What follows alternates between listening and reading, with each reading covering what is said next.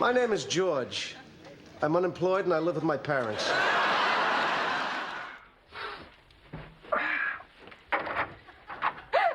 Oh my God. I'm sorry, I thought this was the baby's room. I'm really sorry.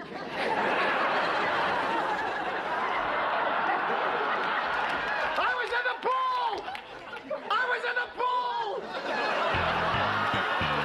I'm a father! I did it! My boys can swim! I can do it! I can do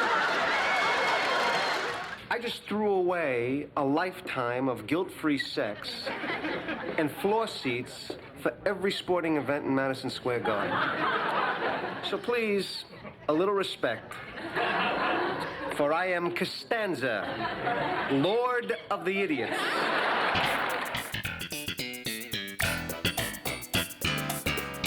The Seinfeld project began in this office in 1988. In November of 1988, we had the very first meeting. They said that we're interested in doing a series with you. If you come up with a format, you know, we'd love to hear it. And we just came up with the idea of what if we had two comedians that would just talk all day long, and we'd follow them as they went to like Bloomingdale's and went shopping, and they went on their errands and picked up their dry cleaning, and that would be the show. Then I think the George character came on, because George / me, in a way,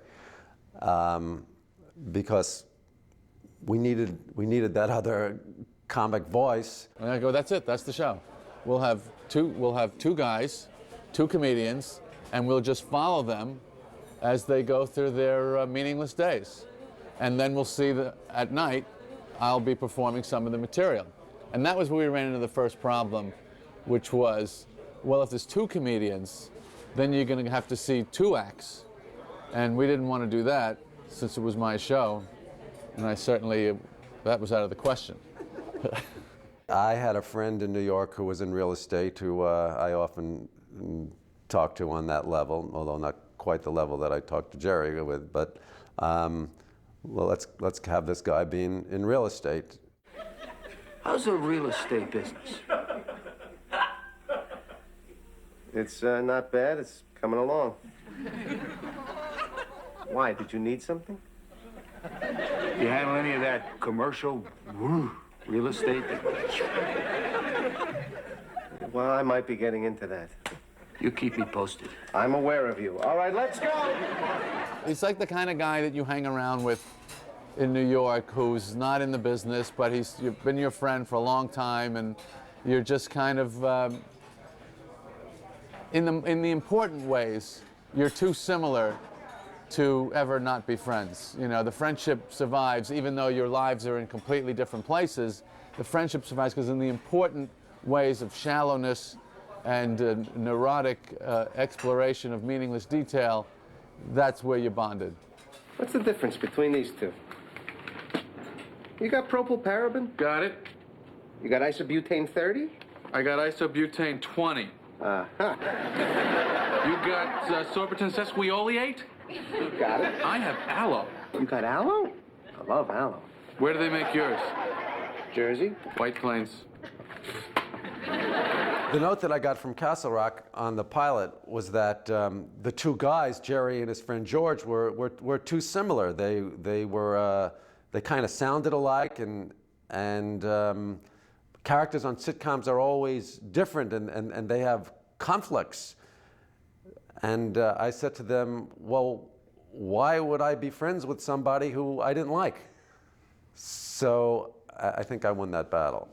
The discussion as to who would play George Costanza went something like this. Jerry, although extremely talented, not a strong actor. Therefore, we need a strong, like, stage actor, strong presence from the acting community that can really be two solid feet on the stage that will certainly help Jerry and can deliver the comedic punch. Mark Hirschfeld was in New York setting up casting there. He was recommended. We read a lot of George Costanza's. A lot of them were friends of Jerry's that were stand-up comedians. We considered Anthony Edwards from ER, Nathan Lane, and even Brad Hall, who is Julie Louis-Dreyfus's actual husband. nobody ever really hit it the way we thought that it needed. And then we had Jason Alexander go on tape in New York, and as I remember, reluctantly. I got these 4 pages handed to me, and they said, you're going to go read for it, be put on tape, which we kind of know when you're a New York actor. It's usually an act of it's a waste of time. And then we went into the screening room, and they put the tape on, and there was this guy, and he was balding, and he was a little overweight, and he had on a pair of glasses. I didn't actually wear glasses at the time. Got a pair of glasses, and I did on the audition tape, a blatant Woody Allen impression. I'm going, it signals, Jerry, it signals. And I said, well, that was a complete waste of time. But the second we saw him, like 2 lines out of his mouth, he went, that's the guy.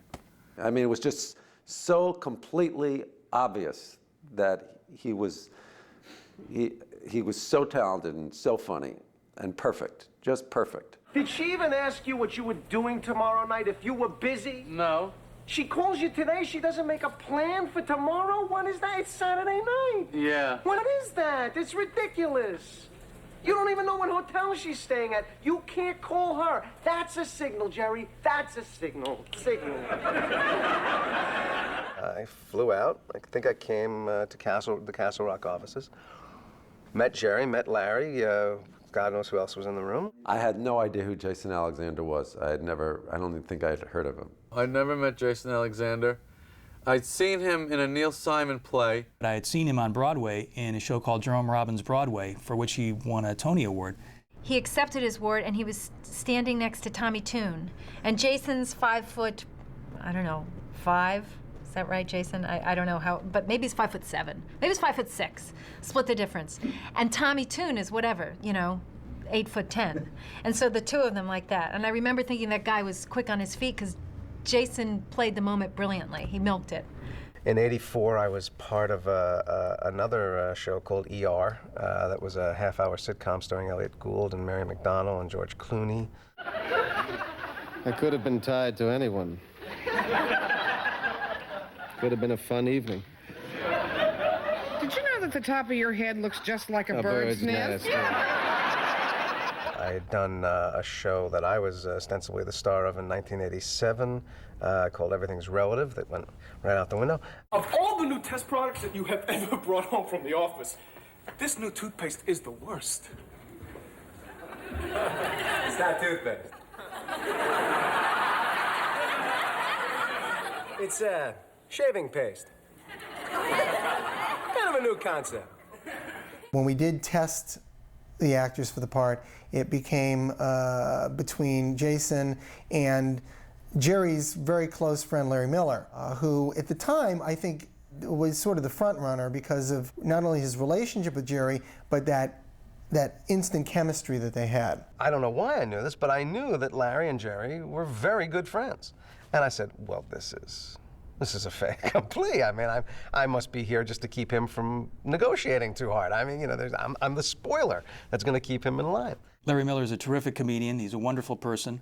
He read, it was fine, but subsequent to Larry reading, in came Jason Alexander. So I had nothing on it. When I went into the room, I was very relaxed because I knew I'm not getting this. Jerry's best friend is going to get this.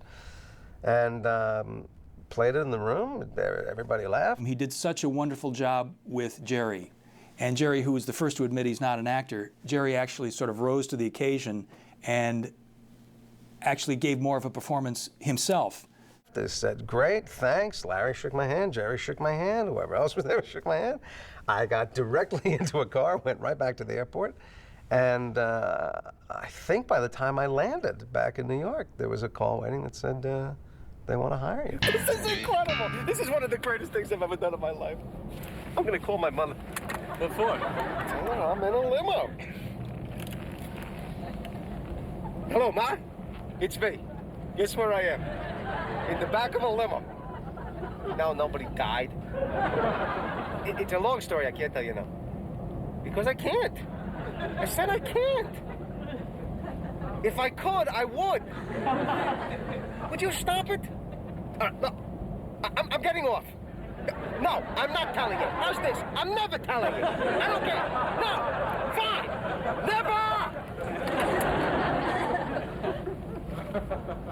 you happy for you?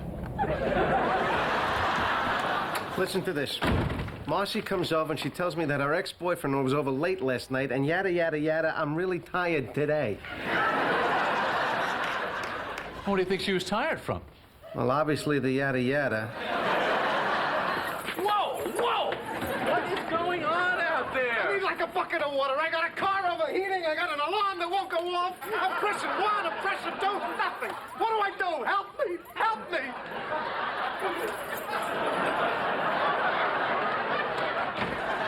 Honey, you can't even turn around in that thing. Look at this. Hey, George, can you feel this? Can you? All right, knock it off. We're not gay. Not that there's anything wrong with that. No, of course not. I mean, it's fine if that's who you are. Absolutely. I mean, I have many gay friends. My father's gay. Look, I know what I heard. Heard. It was a joke. All right, look, you want to have sex right now? Do you want to have sex with me right now? Let's go. Come on, let's go, baby. Come on. I think I smell some smoke back here.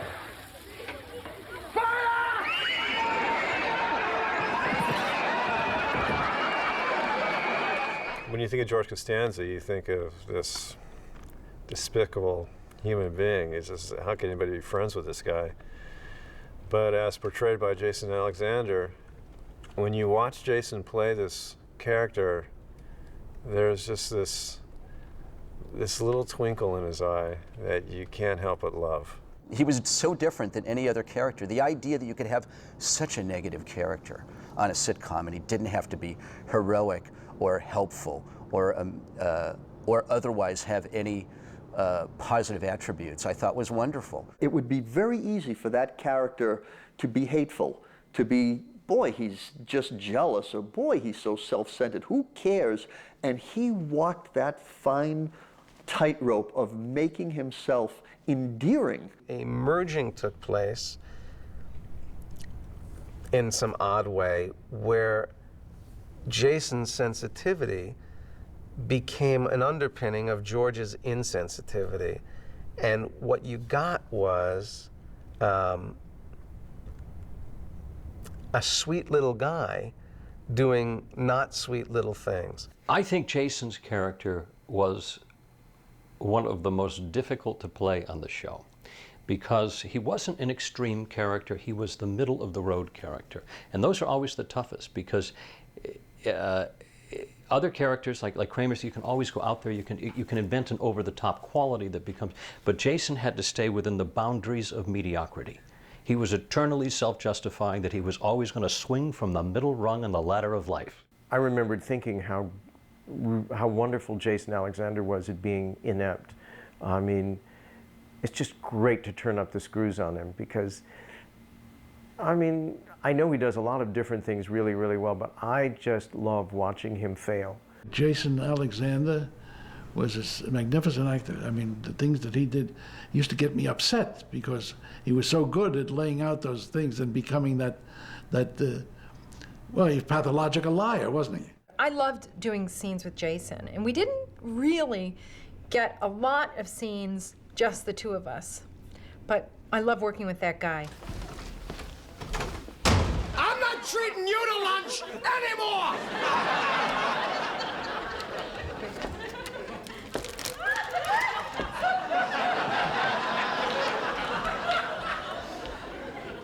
What? Jason has almost a photographic memory. He can learn lines so fast, it would throw me. He's really funny. He's got great comic range, and he's the perfect extension of Larry David's voice. I didn't realize that George was Larry. Probably, it was in that, that first season with that confidence order of 4. It was somewhere in there. There was some. I can't remember exactly what it was. There was a moment in the script that, with my fine classical actor training, I went to Larry and I said, Larry, first of all, this would never happen to anybody, but if it did, no human being would react like this. And Larry said, what do you mean? This happened to me, and this is exactly what I did. And I went, oh, okay. People have often asked me, how come you didn't play George? Didn't you want to play George? And the answer to that is no. And plus, they never would have approved of me as an actor anyway, and how could I write it and act at the same time? And I really had no interest in it at all. It never even occurred to me. People think that I must have been there going, oh, gee, I should be doing this. I didn't care. It never occurred to me. So I made a conscious switch to leave the Woody Allen model behind and start to try and do as blatant a Larry David imitation as I could. And the more I understood that, the more he seemed to enjoy the character, and you know, the more stuff seemed to generate in scripts. The combination of Larry's life events portrayed by Jason Alexander was just, you know, a perfect TV character. Well, I heard a noise. What noise? You know, blah. What blah? From the bathroom. Oh, you think she was refunding? Every time we go out to eat, the minute we're done eating, she's running for the bathroom. So you're concerned? Elaine, of course I'm concerned. I'm paying for those meals. If you want to just keep doing the same old thing, then maybe this idea is not for you. I, for one, am not going to compromise my artistic integrity. And I'll tell you something else. This is the show, and we're not going to change it. Right? Larry David, at the time, NBC expressed interest, was doing stand-up comedy. And Jerry was doing stand-up comedy. I started doing stand-up in New York in the late 70s. I came out to California in 1979 to do a television show called Fridays, which was sort of like a Saturday night clone show. And I remembered very specifically the character he played, where he played the chauffeur, butler, whatever, of Howdy Doody. Good morning, Mr. Doody. How are you, Mr. Doody? You look terrific, Mr. Doody. What's wrong, Mr. Doody? And he would go, this way, Mr. Doody. Right this way, Mr. Doody. May I take your coat, Mr. Doody? And I just thought it was very funny. That's the one memory I had of Larry David. And then from 1982 to 1984, I was doing stand-up in California. I got tired of it. And then no sooner was I back in New York than I got hired as a writer on Saturday Night Live. Larry David had, as I understand it, a rather fractious relationship with the executive producer of the show. And Larry was very frustrated because he rarely got his sketches on Saturday Night Live. I wrote there for one season. I got one sketch on the air, which was on at 5 to 1 in the morning. It was not mainstream writing. It was very off, and I wonder if he would say that. I don't know, but it was not a typical SNL sketch in any way. And then I continued to do stand-up after Saturday Night Live. It was very exciting to watch him, not only because he was a great stand-up and all the comics loved his material, but you never knew what was going to happen in the audience. Ladies and gentlemen, comedy stylings of Larry David. He was about 3 minutes up there. He wasn't really getting too many laughs, and he goes, I don't need this, forget it. So he threw the microphone down, called the audience a bunch of ignorant and walked off the stage. He said, you. He said, you people. And he left the stage. I went, wow, what an act. Me and my friends go, what the hell was that? And 3 years later, I was playing them. You know, it's all kismet. You know, they made the movie A Beautiful Mind. If they was going to make a movie about Larry, it would be called The Desperate Mind. In his mind, there's great desperation and a great sensitivity to perceived slights or misperceived. Larry was a struggling comic. Not exactly showrunner material, and not exactly somebody that gave us a lot of confidence. I really had no experience writing sitcoms. I'd never been on one. I'd never written on one. I had nothing to do with them. I know that most studios will say, you know, get a very established writer, but I like the idea that these two felt so excited and so compatible. I thought when I heard that they were going to pair up that it was a good combination because they kind of always mixed to me two separate elements that come together really well. Larry goes to very dark places, and arguably the show is really about very dark people. Jerry has a lightness to him. Jerry's a great writer, and when the two of them would get together, it was like John Lennon and Paul McCartney. I mean, these guys could write a TV show.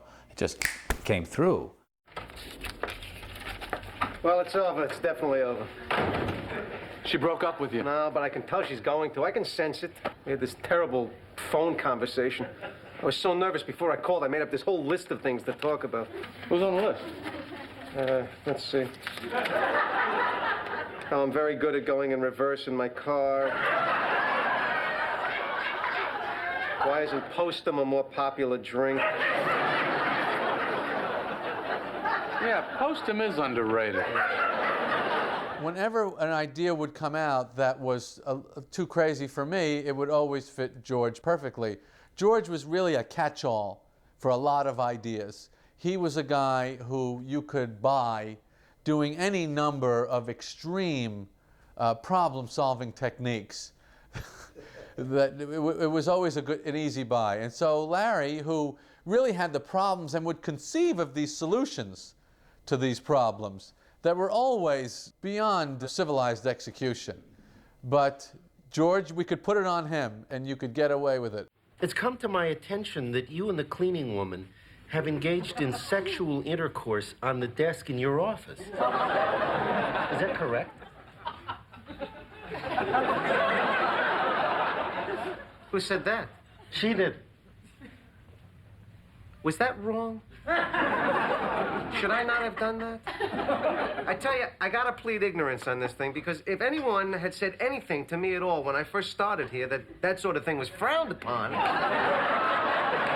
you know, because I've worked in a lot of offices, and I tell you, people do that all the time. George never felt guilty that he was trying to cheat someone, because he had already been cheated. As far as he was concerned, he was just getting a small amount back from the casino that had already totally emptied out his bank account. We all have a little bit of George Costanza in us, which we all relate to, and probably is why we find him unlikable, because there are all things in ourselves we don't like. And it was only a year ago that my older son said, "What is Seinfeld? I mean, can I see it? What is it?"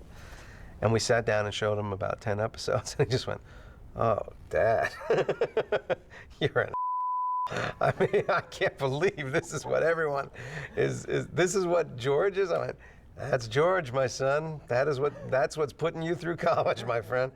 You know, the acting thing is frankly coming a little hard. I love to go back to TV. That seems good, but I can't shake this George thing. Really? They all see me as George. I mean, the thing about it is that you're not even close to George. I tell this to people all the time. You can't imagine what a great actor this guy is. Oh. He is nothing like that character. Thank you. Nothing. Thank you. I know. You know, I go in and I talk to them, and I try to present differently, but they see the idiot. They see the schmuck. So I don't know. Well, what do you mean schmuck? I don't get that. What do you mean schmuck? The yutz, the idiot. You know. No, I frankly, I don't know. I mean, I don't know why you say he's a schmuck and a yutz and an idiot. I don't see him that way at all. I just see him as funny. I mean, of course it was funny, but he was the fall guy. He was the jackass role. He was, this is the guy that never got the girl, and he finally gets a girl, and he kills her with the envelope, and doesn't know what he wants. That's funny. That's not schmucky. That's funny. What is more jerky or putsy than going to a girl's house and stealing a tape out of her answering machine? I went to a girl's house and took a tape out of an answering machine. Larry, he's eating eclairs out of a garbage can? Yeah, so what? I ate an eclair out of a garbage can. So what? Masturbation contest, more people I was in a contest, and you know I was in that masturbation contest. All right, fine. So what, I'm a schmuck for being in a masturbation contest? It's not an incredibly noble experiment, was it? Well, I'm sorry that you hate the character so much. I don't hate the character. I'm a little tired of it. I mean, I'm an actor. I have a range of characters that I can play. Why am I relegated to this? The connection between Larry and George was that Larry always wanted to do these crazy things to get back at people or to solve this problem, or why would someone say that, and what could I do about that? And even though he never did those things in life, his mind always ran along those lines. But in George, we had the perfect little voodoo doll that we could just stick a pin in him and make him do it. It was the best thing that ever happened to me. Good. I feel like my old self again. Totally inadequate, completely insecure, paranoid, neurotic. It's a pleasure.